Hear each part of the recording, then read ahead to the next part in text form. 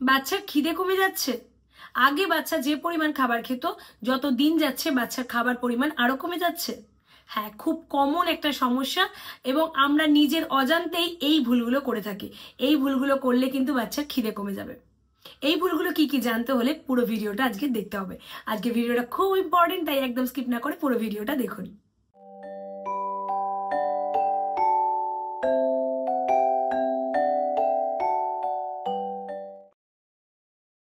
বেশ কিছু গুরুত্বপূর্ণ সমস্যা এবং কারণ থাকে যার জন্য কিন্তু বাচ্চাদের খিদে কমে যায়, যার ফলে বাচ্চারা অসুস্থ হয়ে পড়ে, আগে থেকে চেহারা স্বাস্থ্য অনেকটাই ভেঙে যায় এবং ওজন কমতে থাকে।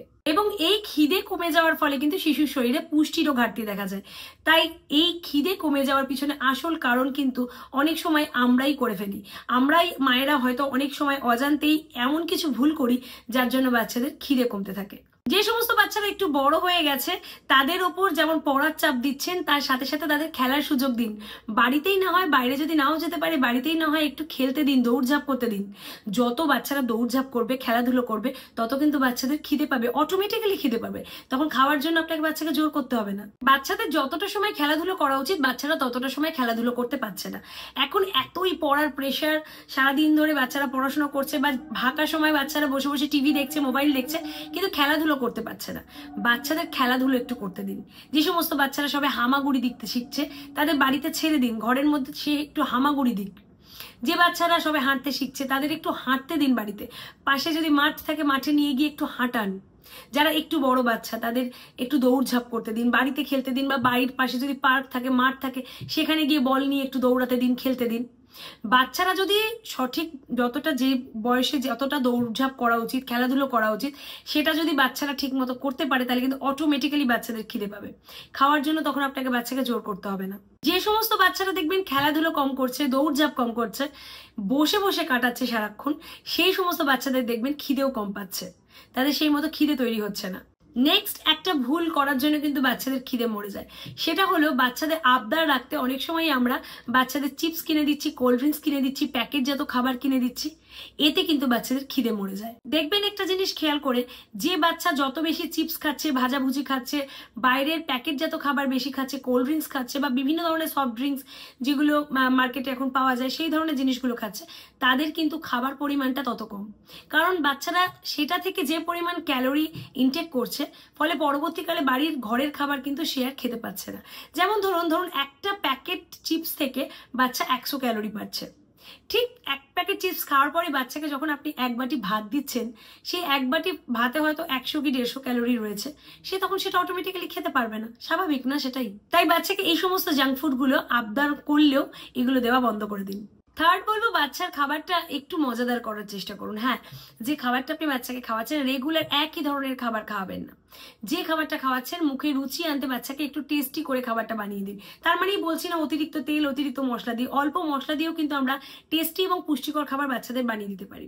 তাহলে দেখবেন বাচ্চাদের খাবারের রুচিও ফিরবে, বাচ্চারা খেতেও চাইবে। আমার মেয়ে যখনই খেতে চায় না তখন আমি একটা রেসিপি ওকে করে দিই, আপনারাও করে দেখতে পারেন। যাদের বাচ্চারা খেতে চাইছে না, আমি শিওর এই রেসিপিটা কিন্তু বাচ্চা আপনার পছন্দ করবে। সেটা হলো চিকেন পিসপাস রেসিপি। এই চিকেন পিসপাস রেসিপিটা আজকে একটু ছোট করে আপনাদের করেই দেখাই, তাহলে আপনাদের বুঝতেও সুবিধা হবে এবং বাচ্চাদের করেও খাওয়াতে পারবেন। আজ আমি এই রেসিপিটা আপনাদেরকে আগারো রয়্যাল রাইস কুকারে করে দেখাবো। এর আগেও আমি রাইস কুকারে আপনাদের অনেক রেসিপি দেখিয়েছি, আজকে আরও একটা নতুন রেসিপি এই রাইস কুকারে আপনাদের সাথে শেয়ার করছি। এই রাইস কুকারটা কিভাবে ব্যবহার করতে হয় তার ডিটেল ভিডিও এর আগে আমার চ্যানেলে দেওয়া আছে। ডেসক্রিপশন বক্সে আমি তার লিঙ্ক দিয়ে দিচ্ছি, আই বাটনেও লিঙ্ক দিয়ে দিচ্ছি, সেখান থেকে আপনারা চাইলে দেখতে পারেন। এই রেসিপিটা আমি গোবিন্দভোগ চাল দিয়ে বানাবো, তার জন্য আমি 200 গ্রাম মতো গোবিন্দভোগ চাল নিয়েছি। এবার এই চালটাকে জল বদলে বদলে 2-3 বার খুব ভালো করে ধুয়ে নিয়েছি। একটা ছাঁকনির মধ্যে জল ঝরানোর জন্য এবার এই চালটাকে রেখে দিচ্ছি, যেন একদম ভালোভাবে এই চালটা থেকে জলটা ঝরে যায়। এবার আমি 3 পিস মুরগির মাংস নিয়েছি, যেটাকে আমি লেবু, নুন এবং গোলমরিচ গুঁড়ো দিয়ে একটু ভালো করে ম্যারিনেট করে রাখবো 15 মিনিটের জন্য।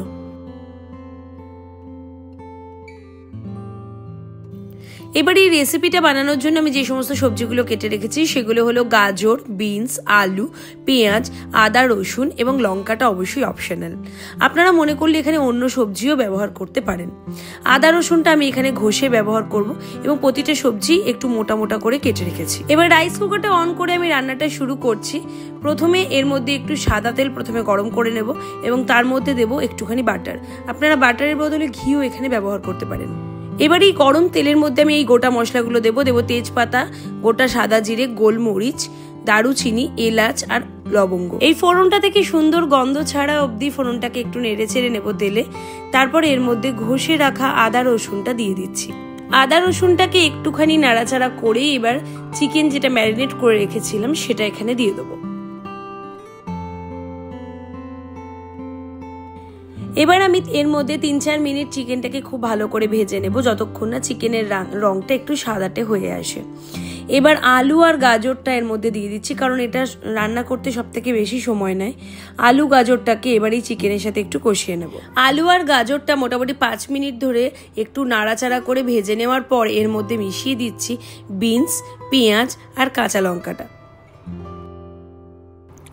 সমস্ত সবজিগুলো দিয়ে মাংসটাকে বেশ কিছুক্ষণ কষিয়ে নেওয়ার পর কিছুক্ষণ আমি রাইস কুকারের ঢাকনা আটকে দিয়ে মাংসটাকে রান্না হতে দেব। প্রায় 10 মিনিট বাদে রাইস কুকারের ঢাকনা খুলছি।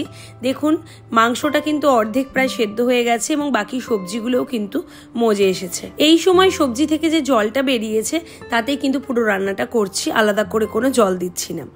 এবার এর মধ্যে আমি একদম জল ঝরিয়ে রাখা যে চালটা রেখেছিলাম, গোবিন্দভোগ চালটা, সেটা দিয়ে দিচ্ছি। সবজির সাথে চালটাকে বেশ কিছুক্ষণ ভালো মতো নাড়াচাড়া করে নেওয়ার পর এর মধ্যে দিচ্ছি স্বাদ মতো নুন, স্বাদ মতো গোলমরিচ গুঁড়ো এবং স্বাদ মতো চিনি। এবার এই পুরোটাকে আমি 5-6 মিনিট মতো ভালো করে নাড়াচাড়া করে নেব, দিয়ে পরিমাণ মতো জল এর মধ্যে ব্যবহার করব। চিকেন পিসপাস এমনিতে একটু মাখা মাখা হয়, বাচ্চাদের জন্য বানালে আরও একটু বেশি মাখা মাখা তৈরি করবেন, তাহলে বাচ্চারা বেশি খেতে পছন্দ করে। আর বড়দের জন্য এটা ঝরঝরে করেও তৈরি করতে পারেন। রাইস কুকারে বানালে একটা বড় সুবিধা সেটা হলো ঝরঝরে করে বানানো সম্ভব, আর রাইস কুকারের গায়ে কিন্তু লেগে যাওয়ার ভয়টা থাকে না, কারণ যেহেতু এটা ননস্টিকের হয় একেবারেই ঝরঝরে করে কিন্তু এটা তৈরি করা যায়। তবে আমি যেহেতু আমার মেয়ে খাবে বলে বানাচ্ছি তাই এটা একটু মাখা মাখা করেই তৈরি করেছি। এটা খেতে একটু মিষ্টি মিষ্টি হয়, তাই বাচ্চারা খেতে খুব পছন্দ করে। আমার মনে হচ্ছে মিষ্টিটা একটু কম আছে, তাই এই সময় আমি একটু মিষ্টি দিয়ে নিচ্ছি। ব্যাস, মজাদার চিকেন পিসপাস রেসিপি একদম রেডি। একদম 7 মাসের বাচ্চা থেকে বড় বাচ্চা অবধি সবাই কিন্তু এটা খেতে খুব পছন্দ করে এবং খুব ঝটপট রান্নাও হয়ে যায় এবং বাচ্চাদের জন্য খুব হেলদিও। 11 রাইস কুকারে কিন্তু আরও একটা সুবিধা আছে, আপনারা যে কোনো রান্না করার সাথে সাথে আলাদাভাবে সবজিও সেদ্ধ করে নিতে পারেন। তার আলাদা করে স্টিম বাস্কেটের জায়গা আছে, সেখানে আপনারা যে কোনো সবজিও যদি বাচ্চাকে সেদ্ধ করে খাওয়াবেন মনে করেন সেটাও এর সাথে সেদ্ধ করে নিতে পারেন। আপনারা যে এই রেসিপিটা শুধুমাত্র রাইস কুকারে বানাতে হবে তেমনটা নয়, আপনারা কড়াইতেও এই রেসিপিটা বানাতে পারেন। কিভাবে বানাবেন তার জন্য কিন্তু অলরেডি আমার চ্যানেলে একটা ভিডিও দেওয়া রয়েছে, কড়াইতে আমি কিভাবে বানিয়েছি এই রেসিপিটা। সেটা যদি আপনারা দেখতে চান আমি আই বাটনে আমার লিঙ্ক দিয়ে দিচ্ছি, ডেসক্রিপশন বক্সেও লিঙ্ক দিয়ে দিচ্ছি, সেখানে ক্লিক করে ওই ভিডিওটা আপনারা দেখে নিতে পারেন। এই ধরনের মজাদার খাবার দিলে না বাচ্চাদের খিদেটাও বাড়ে এবং খাবার প্রতি আগ্রহও বাড়ে। নেক্সট বলবো, খাবারের সময়ের মধ্যে পর্যাপ্ত ব্যবধান থাকা জরুরি। হ্যাঁ, একটা খাবার বাচ্চাকে খাওয়ানোর পর সেই খাবারটা বাচ্চাকে হজম হওয়ার সময় দিন। একটা খাবার হজম হতে মোটামুটি বাচ্চাদের 3-4 ঘন্টা সময় লাগে। সেই 3-4 ঘন্টার সময়টা আগে দিন, তারপর নেক্সট খাবারটা দেবেন। অনেক সময় আমরা এরকম ভুল করে থাকি, একটা খাবার খাওয়ানোর কিছুক্ষণ পরে আবার একটা খাবার খাওয়াতে যাই, তখন বাচ্চা অটোমেটিক্যালি খেতে চায় না আর আমরা ভাবি বাচ্চার খিদে কমে যাচ্ছে। আসলে তা নয়, বাচ্চার খিদে হওয়ার সময়টা দিন তাকে। আর লাস্ট যেটা বলবো সেটা হলো খাবারের ধরন। আমরা অনেক সময় খাবারের ধরন পরিবর্তন না করে ঘরে হয়তো একই রকম রান্না হচ্ছে, সেটাই আমরা প্রতিদিন বাচ্চাকে ঘুরিয়ে ফিরিয়ে খাওয়াচ্ছি। অনেক সময় হয় যে খাবারটা বাচ্চা হয়তো খেতে পছন্দ করছে না। ধরুন আমি উদাহরণ দিয়ে বলছি, একটা মাছের ঝোল আপনি বাচ্চাকে বিভিন্ন সবজি দিয়ে বানিয়ে দিচ্ছেন, সেটা পুষ্টিকর, বাচ্চার জন্য হেলদি, তো তাই আপনি ভাবছেন বাচ্চা কেন খাবে না, জোর করে আপনি বাচ্চাকে খাওয়াচ্ছেন, কিন্তু বাচ্চা সেই খাবারটা খেতে একদম পছন্দ করছে না। কি দরকার বাচ্চাকে সেই খাবারটা খাওয়ানোর? এই সবজিগুলোকে একটু ঘুরিয়ে ফিরিয়ে নতুন আইটেম করে বানিয়ে দিন না, একটু অন্যভাবে, একটু সুস্বাদু করে, দেখবেন বাচ্চা হয়তো খেতে চাইছে। তাই চেষ্টা করুন একটু নতুন আইটেম, একটু সুস্বাদু করে, একটু ঘুরিয়ে ফিরিয়ে সেই খাবারগুলোকেই অন্যভাবে একটু বানিয়ে দিতে। বাচ্চার কাছে সেটা নতুন হবে এবং বাচ্চা মজাদারভাবে সেটা খেয়েও নেবে। তাই খাবার ধরনটা আমাদের মাঝে মাঝে একটু পরিবর্তন করতে হবে। শুধু জোর করে খাওয়ালে কিন্তু বাচ্চা খাবার প্রতি অনীহা আসবে, বিরক্ত আসবে, বাচ্চা খেতে চাইবে না।